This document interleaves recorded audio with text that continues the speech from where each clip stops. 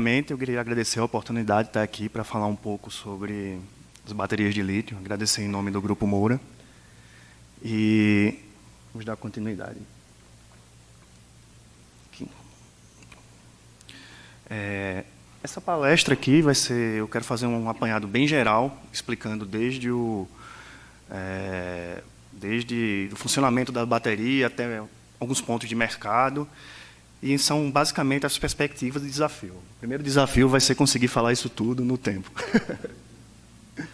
Aqui é o índice aí. Como alguns temas já foram abordados, eu vou passar mais rápido e dar ênfase às partes que não foram abordadas. Principalmente essa aqui, inicialmente, que é a parte de mineração, como já foi, o spodumênio, a parte salina e de como são extraídos o mineral lítio. Aqui é basicamente o funcionamento de uma bateria de lítio, é basicamente o mesmo funcionamento de uma bateria de chumbo. Cátodo, ânodo, separador e o eletrólito. Então, os íons de lítio vão circular livremente aí e gerar a corrente. Entrando um pouco na bateria. Basicamente, no mercado hoje, existem 3 tipos de célula, que é a menor unidade da bateria de lítio. Tem as cilíndricas, a Pound e a prismática. As cilíndricas são basicamente pequenas pilhas, como essa aqui. São usadas nos veículos da Tesla e elas veio de aplicações como computadores, aplicações, ferramentas. Então, é um modelo muito padronizado. A célula Pound, o anodo e o cátodo juntos são agregados com um invólucro de plástico. Então, ela é flexível. E tem a vantagem de você, em caso de algum incidente, ela inchar para poder não liberar os gases dentro dela. Ela é bastante usada também em celular. E a prismática, que é basicamente o princípio da Pound, só que ela tem um invólucro de metal ou plástico. Qual é a melhor dessas 3? Vai depender da aplicação. A gente, por exemplo, para veículos, usa todas as 3. Dependendo do projeto, cada um tem as suas vantagens e desvantagens.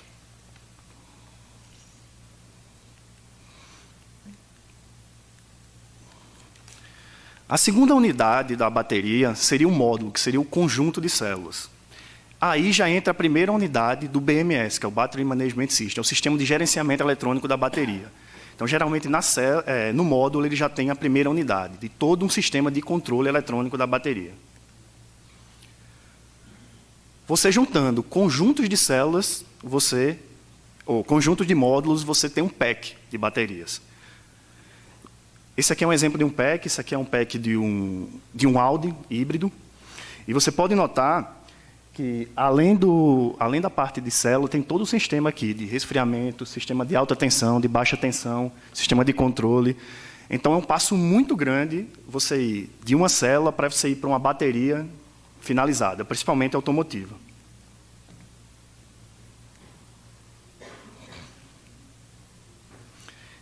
E dependendo da aplicação, você vai pegar esses packs aí e juntar em conjuntos de strings para formar a bateria em si, dependendo. Isso aqui é mais para uma aplicação de um veículo pesado, como um ônibus ou um caminhão elétrico. Você pode ver que cada unidade dessa aqui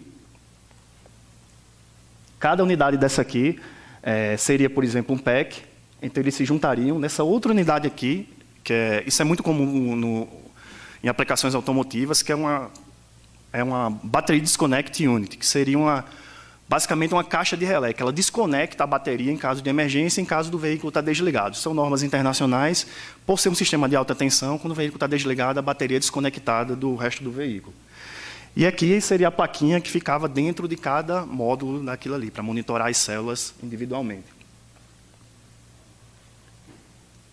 Eu esqueci aqui seria o BMS Master, que seria o gerenciamento central. Como no carro, que tem o body, que tem o controlador central da eletrônica do carro, na bateria também.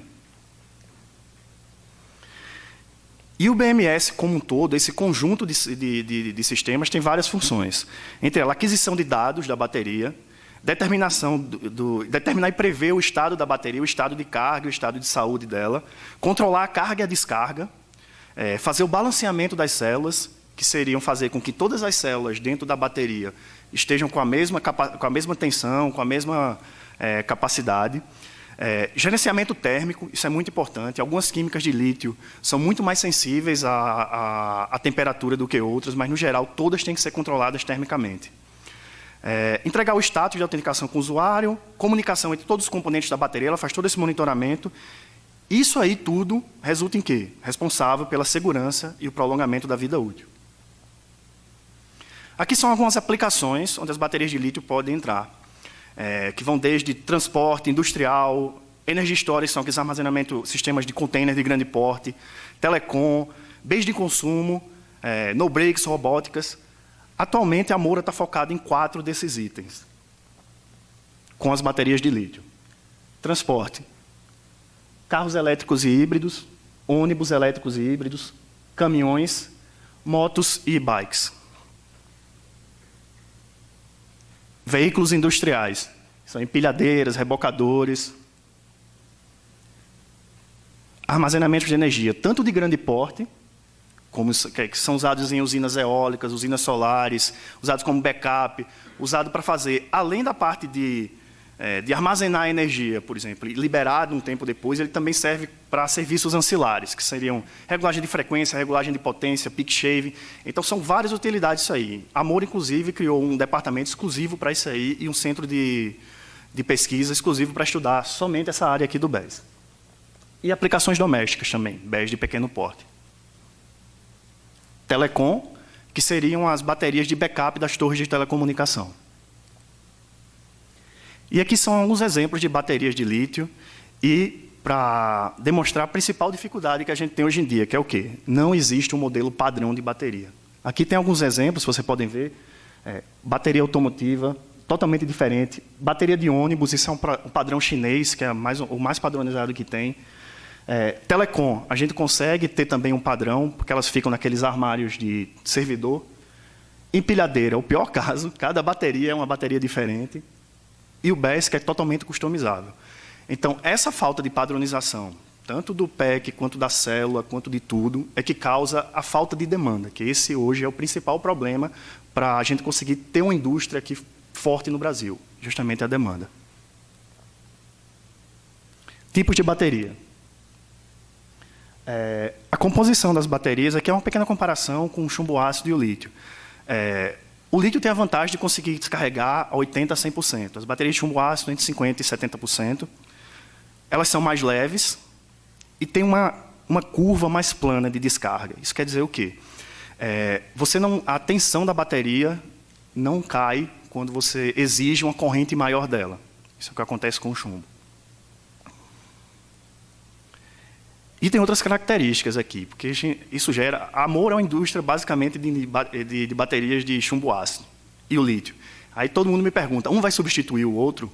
Não, não vai. São aplicações diferentes. Algumas conseguem se encaixar, mas, no geral, cada uma tem características diferentes. A principal característica do chumbo ácido hoje em dia é preço. A gente não consegue hoje ter uma bateria de íons de lítio com um preço interessante. Vida cíclica, o chumbo já conseguiu também evoluir, mas a do lítio ainda é muito maior. E a flamabilidade, porque as baterias de chumbo não tocam fogo de maneira nenhuma. As de lítio, hoje, estão extremamente seguras, mas ainda correm esse risco. E quando eu estou falando aqui de baterias de íons de lítio, não é uma bateria, é uma família de baterias. Aqui tem várias químicas, por exemplo, que vocês podem notar, desde o chumbo ácido, LTO, LFP, tem a de lítio enxofre, como foi citado aqui, e vocês vão perguntar qual é a melhor. Depende. Cada aplicação vai necessitar, vai ter uma demanda diferente da bateria. Isso aqui é mais ou menos o gráfico que explica isso aí. Você vai ter que colocar numa balança. Isso é mais ou menos um cobertor. Quando você puxa para a cabeça, ele descobre o pé. Então, alguns fatores são relevantes nisso aí, que vão desde a energia específica, que é a quantidade de energia que a bateria consegue acumular. Quanto maior a densidade, a energia específica, mais energia ela consegue num peso menor e num volume menor. Potência específica, a quantidade de corrente que ela consegue entregar no curto prazo de tempo. Então, seria a diferença mais ou menos aqui de um maratonista para um cara que corre 100 metros rasos. Seria ideal que ele corresse os 100 metros rasos na distância do maratonista.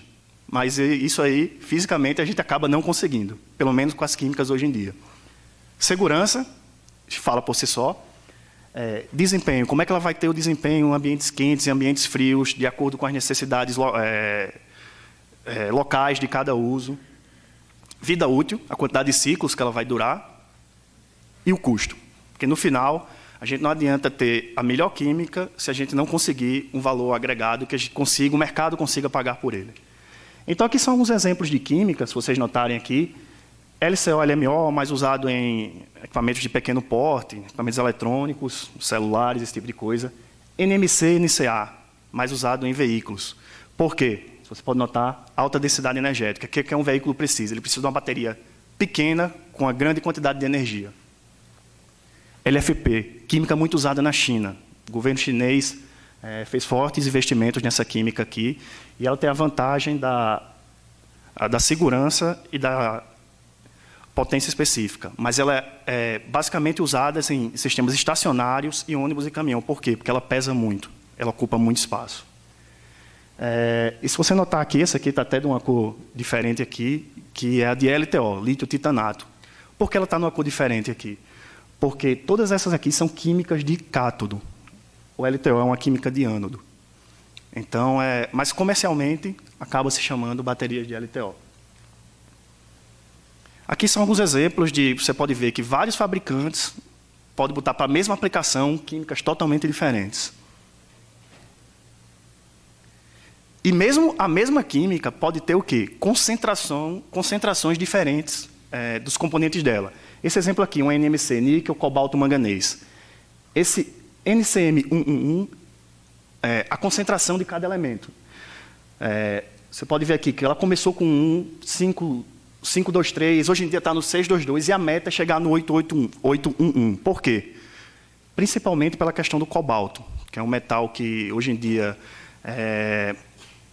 o seu preço cresceu muito e ele é extraído de regiões de conflito. Então, geralmente no Congo, que é o maior fornecedor mundial, então isso inflacionou o preço, então estão tentando cada vez mais diminuir a concentração de cobalto nas baterias. Fator que todo mundo vai perguntar, segurança. A bateria de lítio explode? A gente vai ver aqui. A bateria de lítio foi feita o quê? Para operar numa determinada temperatura. Isso é um exemplo. Cada química, cada componente vai ter uma faixa de operação, mas essa faixa de operação é muito estreita. Então, o que é que vai acontecer? Eu posso operar com uma temperatura um pouco maior? Posso. O que é que vai acontecer? A vida útil dela vai ser diminuída. Posso operar numa temperatura muito, muito maior? Não, porque aí vai comprometer a segurança. Mesma coisa para temperaturas mais baixas. Posso operar com temperatura chegando perto de zero? Dependendo da química, sim. O que é que vai acontecer? A capacidade dela de entregar corrente vai ser reduzida. Muito abaixo de zero, não, porque vai danificar permanentemente a bateria. Vai ter o plate, degradação, formação de detritos. E o que pode causar as falhas na bateria? Aqui são alguns exemplos. Abuso mecânico, ela ser penetrada ou ser esmagada. Algumas químicas suportam isso, como foi mostrado pela Vanessa, a lítio enxofre, algumas lítio ferro-fosfato, que ela aguenta ser penetrada, somente as baterias também de estado sólido, que o eletrólito não é líquido. Sobrecarga, sobredescarga, curto-circuito interno. Isso aqui é bastante complicado, porque isso é causado geralmente por defeito de fabricação. Ou então algum impacto, algum dano que a bateria ocorreu, e isso não acontece na hora, isso vai acontecer anos depois. Então, por isso que o processo de fabricação da célula tem que ser extremamente cuidadoso. E eu vou falar um pouquinho nisso na frente, mas isso aí é o principal problema, é você conseguir fazer a célula num ambiente limpo, num ambiente totalmente controlado, porque qualquer impureza que tenha na fabricação da célula vai comprometer o seu uso. E o principal também, abuso térmico. Não adianta a gente ter todo o sistema de controle, todo o sistema de ativo e passivo na bateria para poder evitar que ela aconteça uma avalanche térmica, que é o thermal runaway, se acontecer, por exemplo, uma fonte de calor externa. Por exemplo, o veículo, ou o instrumento, o celular, o que for, alguém tocar fogo nele, a bateria, infelizmente, vai entrar em combustão.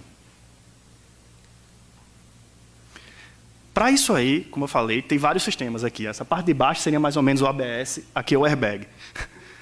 Essa primeira parte aqui é os controles que tem passivos. O BMS vai agir quando chega a uma determinada temperatura, ele vai cortar a corrente, ele vai ligar o sistema de refrigeração, dependendo se a bateria tiver ou não, vai cortar, vão ter fusíveis, mas a partir de uma determinada temperatura, aí começa a entrar em cena os sistemas ativos.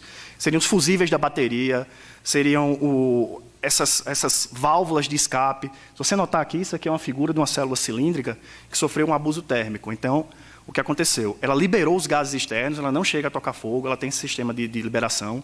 Todas têm, a célula prismática fica em cima, a pouch ela incha. Então, são sistemas que evitam, que liberam o gás e evitem que ela toque fogo.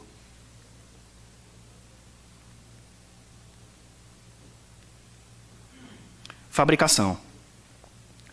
Esse aqui é um dos casos mais críticos. Vou falar um pouco da fabricação da célula. Como você pode ver, é basicamente uma indústria farmacêutica isso aí. Eu já visitei várias plantas e é ambiente controlado, temperatura controlada, partícula controlada, umidade controlado. Isso aí influencia bastante, como eu falei, na qualidade. Qualquer contaminação que ocorra na bateria vai danificá-la. Aqui são alguns exemplos aí. Nas plantas que a gente visitou, por exemplo, a única momento que alguém toca na célula é na hora de embalar. O material químico entra tudo, é tudo automatizado e não tem nenhum contato manual com elas. Aqui é um pouco do cenário mundial das células aqui, a gente pode ver. A China dominando fortemente. Japão e Coreia foram os pioneiros. E muita da tecnologia que foi para os Estados Unidos, foi para a Europa e da China, veio da Coreia e do Japão. Hoje em dia, a Europa está correndo atrás disso aí, está fazendo várias parcerias para montar fábricas lá. Eles já têm fábricas de bateria, mas fábricas de células são muito poucas. E os Estados Unidos, basicamente, hoje em dia tem algumas empresas como a Exalt, como a Tesla, que também estão correndo atrás disso aí. E o Brasil ainda está aqui, faltando. Futuramente teremos. Isso aqui é também muito interessante, isso aqui, porque você, para produzir uma célula, você não necessita apenas do lítio, você tem toda uma cadeia que lhe suporte. Se você notar aqui um exemplo, para fazer uma célula de lítio, aqui, o que é que, por exemplo, de níquel cobalto, 58% é custo de matéria-prima. Disso aqui, cerca de 40% é o cátodo, e o lítio vai entrar em quê? 5% total do custo da célula. Então, você não precisa ter só o lítio disponível. Você tem que ter todo o resto dos metais. Cobalto, manganês, dependendo da química, o enxofre, ter a parte do cobre, do alumínio para as placas. Então, é toda uma cadeia envolvida. Isso aqui foi o exemplo da níquel-cobalto. Mas, para as outras, por exemplo, entre 4% e 7%, geralmente, é o que vai de lítio. Perspectivas.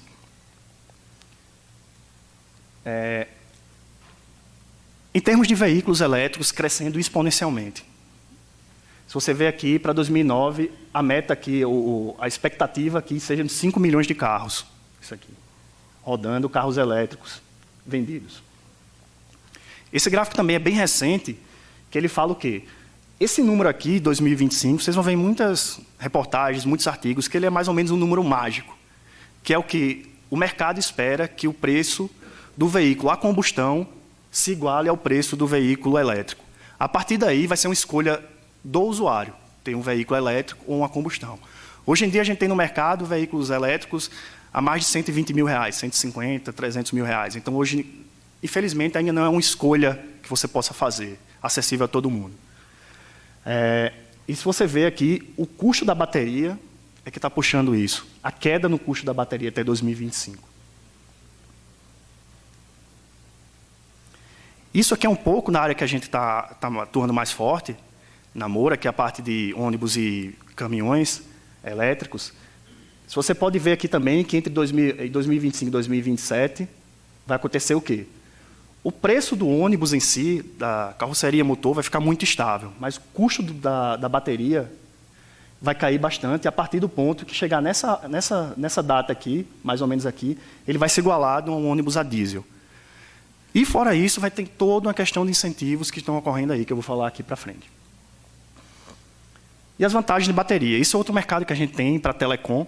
Ele tem algumas vantagens. Ela é mais leve, aumento de capacidade, 3 a 6 mil ciclos, mitiga as questões de furto e roubo. Hoje aqui no Brasil, as baterias de chumbo, por exemplo, a torre de telecom, 30% são roubadas.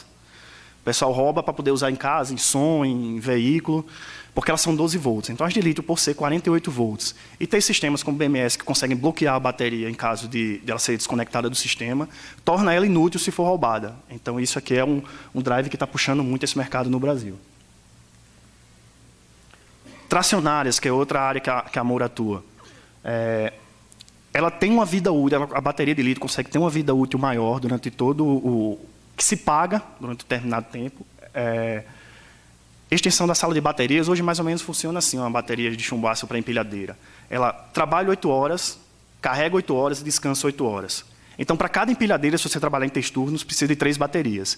Então, o objetivo disso aqui é justamente conseguir substituir 3 baterias de chumbo por uma de lítio, fazendo o quê? Recarga de oportunidade.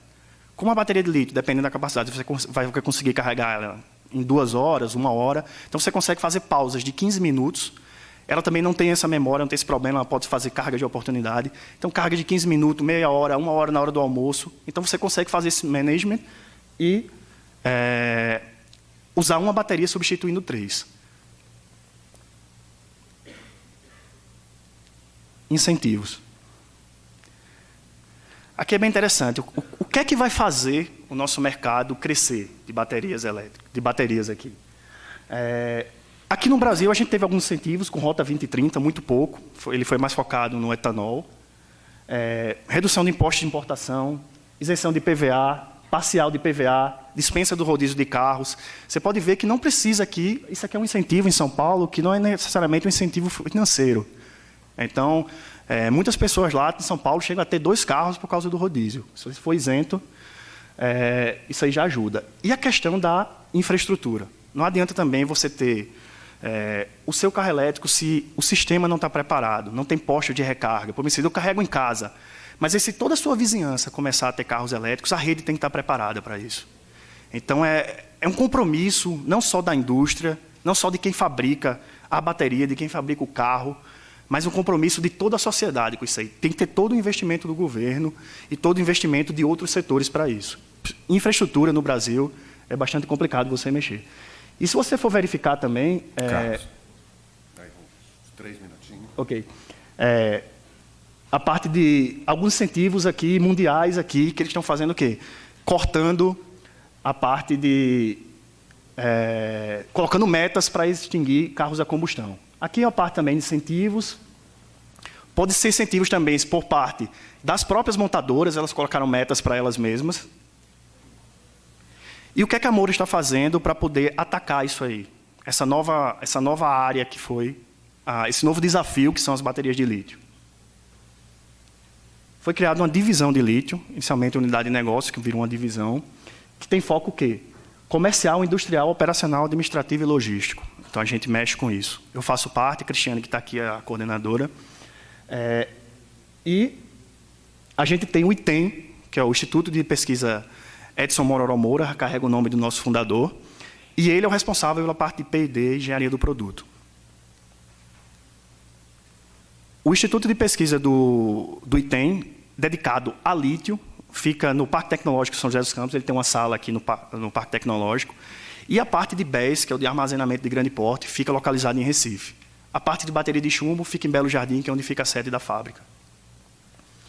Aqui é o time da gente, temos o diretor Fernando Castelão, Cristiane Assis como coordenadora, temos eu como o engenheiro-chefe do time, mais 2 engenheiros aqui, e as meninas que trabalham em toda parte, modelagem de negócio, financeiro, estudo de mercado. Esse é o time do ITEM, que vai desde a parte de projeto de baterias e toda a eletrônica também envolvida. E esse aqui é o plano macro da Moura, de como é que a gente vai atacar esse mercado. Inicialmente, a gente fez todo o estudo de viabilidade técnica, fez o estudo de quais segmentos a gente iria entrar, foi escolhido inicialmente aqueles 4. Depois, qual a nossa ideia? Começar para atender os clientes de imediato, importando. Mas essa importação não vai ser uma mera importação, nós somos uma fábrica de baterias. Então, a gente está procurando um parceiro, não um fornecedor, que transfira a tecnologia para o Brasil e a gente consiga, além de transferir, melhorar e adaptar para a nossa realidade. Então, a gente vai começar com a importação, com esse parceiro, depois vai montar a bateria em forma de CKD e depois nacionalizar o resto dos componentes. Deixando a parte da célula, a gente não tem planos iniciais de fazer, a curto prazo. A gente já tem alguns números aí que viabilizariam isso. O que é que está faltando hoje? Demanda. Hoje a gente consegue montar uma planta de baterias de packs com a ordem de, sei lá, de 10 milhões de dólares a 50 milhões de dólares, dependendo da aplicação. Se a gente for falar em fábrica de célula de grande porte, que tem um preço competitivo, a gente vai para a ordem de bilhão. Então, a ordem de grandeza muito diferente que o mercado hoje não consegue absorver brasileiro. Então, esse é o principal problema para a gente. E, em paralelo, o ITEM trabalha na validação das soluções e no desenvolvimento das nossas soluções próprias. Então, é isso aí. E fica só aqui uma dica aí para quem quiser, na Netflix. Esse é um documentário muito interessante que fala sobre tudo baterias de lítio aí. Fala desde várias químicas, segurança, e é bem interessante aí. Obrigado a todos.